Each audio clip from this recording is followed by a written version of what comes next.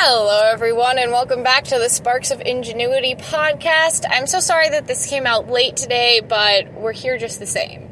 That kind of seems to be the theme of the past couple weeks, is I just have been meaning to do things, and I want to do them, and I make a plan to do them, and then I don't do whatever else I need to do when I need to do it so that I'm able to get everything accomplished, and that's kind of just how life is, right? Well, today, I want to talk about another writing-related thing, I guess. Topic. There you go. That's what I was looking for. Topic. I have been thinking a lot about ghostwriting. And if you haven't ever heard of ghostwriting before, do some research into it on what it entails. But from what I know and from what I remember, essentially it's like having people like almost guest star as a writer for your book, but they write it the way that you would write it so that it's still your book, but they're filling in a hole that you might be missing or are unable to write. Which is a really interesting concept, ghostwriting. Like, hey, I need this chapter written by somebody else because I'm too, whatever reason you have, to write it.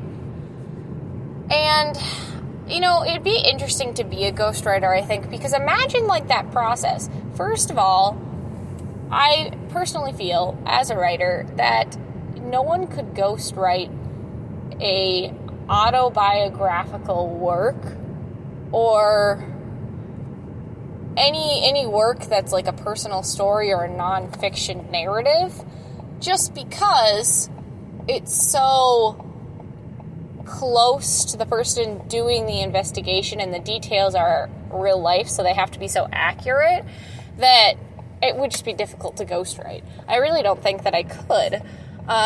But in like fiction, give me any fiction, I'll ghostwrite that.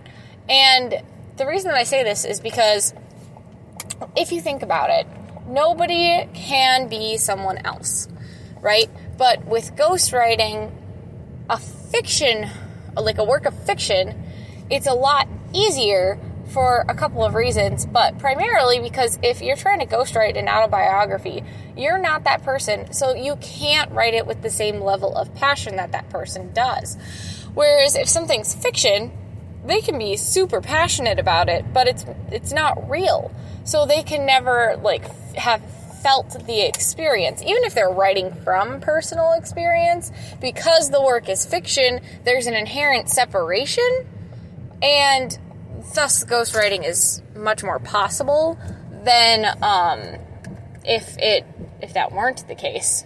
But anyway, so, you know, ghostwriting fiction writing for another person is possible, and I think could be done well if it's fiction, because again, even if you're writing about characters that are based on real people, you're still basing it on someone you're not.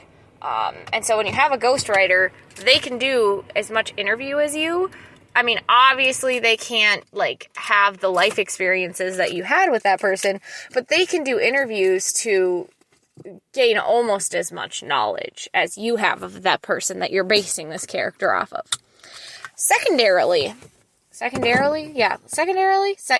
Whatever I'm trying to say. Secondly, there we go, that's what I wanted. The only other thing you really need to ghostwrite, like, besides, like, you obviously need to know, like, what the author's plot is, what you're filling in, what exactly you're writing for them, but to be able to do it well and to mimic their voice, I feel that is also something that's doable. If you think about it, we teach middle school students. And we go through this through high school to recognize and numerate characteristics of author's voice. Okay?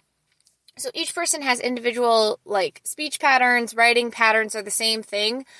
And, you know, normally you could say, well, no two people can write the same way, but I can mimic that person's writing because we as a society have this author's voice, finding it and, like, talking about it down to a science. If we're teaching middle school students how to find isolate and enumerate what an author's voice sounds like, then as a profession in ghostwriting, I think you follow that same process. Like, you look at, first of all, what words do they use? What vocal fillers do they use? Because those come across in writing when the characters have vocal fillers. And, someone from the northern part of the United States is going to use a different term for a greeting than someone from the South. And their characters will reflect that. Their general, narration is the biggest place to look, because the narrator is the closest to the author, unless, of course, it's a first-person story. But that narrator or the narration, even if it is a first-person story, you're going to have that character be the most like you in a way, or at least use the most speech patterns similar to you because they're easier to write. That's not always the case, but anyway, that's the first place that you look. Vocal fillers, speech patterns, things that are indicative of certain dialects. And then you go and look at the construction of the sentences. And you enumerate how many of a certain kind of sentence is being used. For example, if an author almost exclusively uses compound sentences, you would probably, as a ghostwriter, want to recommend that they switch that up, but to effectively ghostwrite so that it seems as though the author continued to write this portion that you're actually writing for them, you're going to want to write mostly compound sentences, because that's what that author predominantly uses when they're using two ideas in a sentence. And that's an important thing to note. But you can also look at, how frequently does this person use colons? Do they use a specific transition word more than others? Or what are their phrasings, their things that make them unique? And when I started kind of,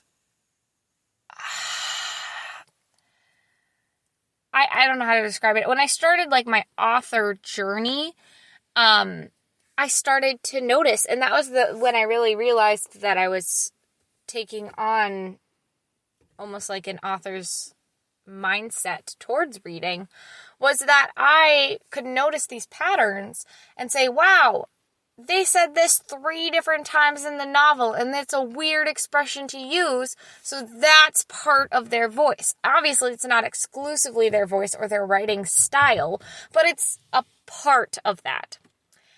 My overall point is, ghostwriting is such an interesting thing, and I think for anyone who's starting out a career in writing, obviously you want to be able to write your own things, but I feel like ghostwriting can be a lucrative enough profession that, if you can get into it, I would highly recommend, because it's something that's going to improve your writing, because if you're noticing the way that other people write, you're going to start noticing the way you write, because you have to pay attention to the way things are written, like sentence patterns, speech patterns, everything like that.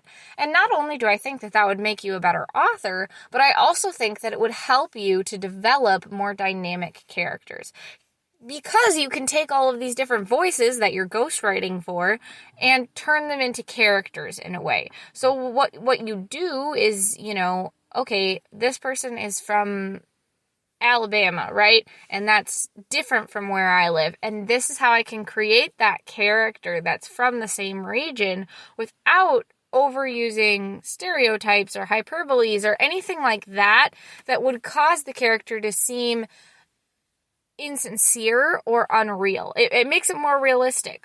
So if you're looking for something to improve your writing or a way to start out your career in writing, I highly recommend trying to ghostwrite.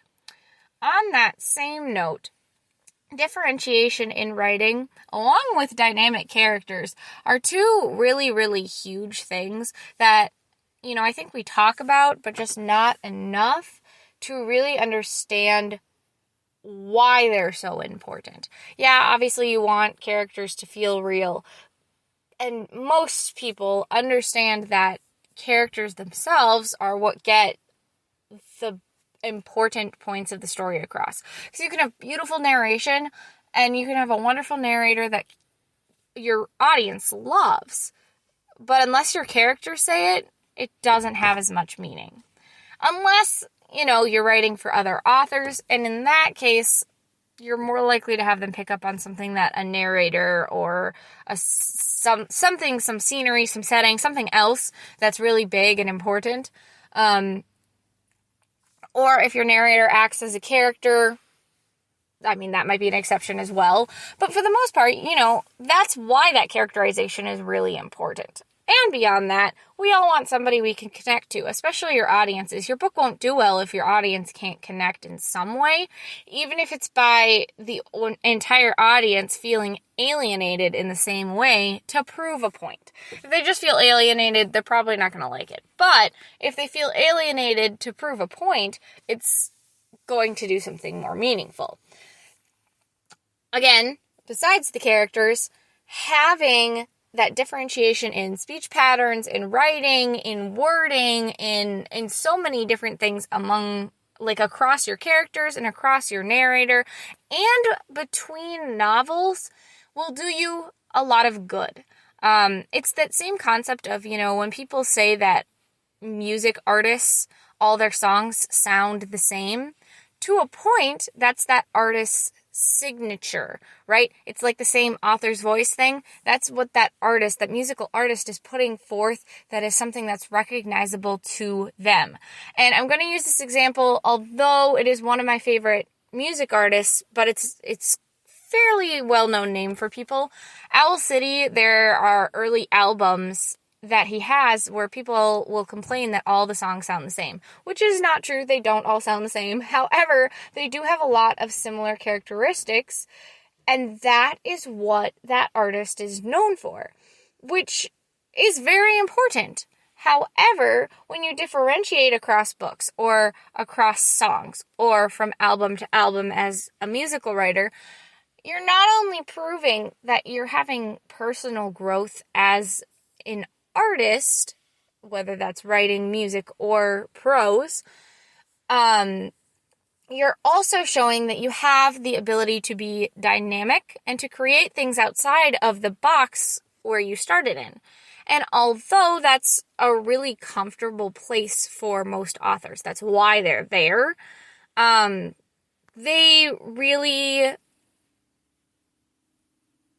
your audience needs more. And you as an author need to do more. So it's really important. I can't stress it enough. No one wants to read all compound sentences. And your middle school English or language arts teacher was right when they said it. Saying the same thing the same way over and over again is boring. If you say the same thing a bunch of different ways, much more interesting. Maybe that was only me and my English teacher, which admittedly was my father. But, it's so true. Audiences, to a point, they're dumb. No offense to audiences. You gotta hit them over the head with it. But if you insult their intelligence, they're also not going to respect you. Just the same as if they don't understand you. I don't know, I guess that's my rant for today on writing, ghostwriting, on different things that I think are elements of writing that are really important, not just for first-time authors or new writers, but I think it's something that all writers can really think about is if you don't do X, Y, or Z, if you don't have dynamic characters and dynamic verbiage, whether that's the words or the structure of the sentences, paragraphs, and chapters, you're going to have problems. Not that you don't need consistency, but you do need to change it up. All right, guys, that's all for today. We will see you on Saturday with another podcast. See you then.